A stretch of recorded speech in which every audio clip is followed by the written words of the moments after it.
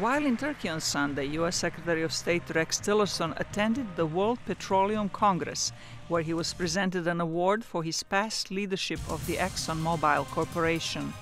The visit comes as Ankara prepares to mark the first anniversary of a failed coup. We're all here in Istanbul at a momentous time.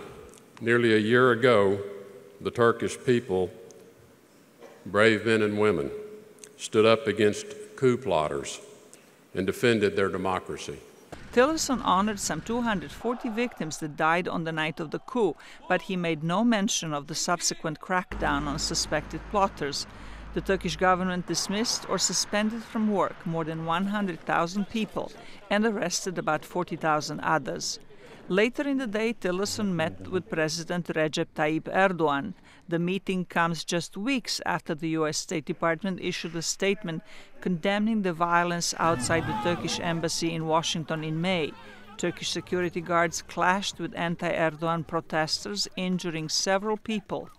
U.S. police subsequently issued an arrest warrant for 16 people, including 12 Turkish security officials. Tillerson arrived in Turkey after a stop in Ukraine, where he called on Russia to stop its aggression against that country. I think it is important to be very clear on what our goals are, the United States goals are, with respect to the situation here. And first and foremost, it is to restore Ukraine's territorial sovereignty and integrity. The top U.S. diplomat said EU and U.S. sanctions will remain in place until Moscow reverses the actions that trigger them.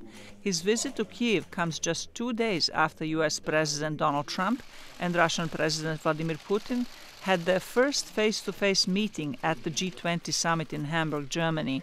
Russia's interference in the U.S. presidential election was one of the topics. The point was made that this is an issue that really has the American people quite concerned.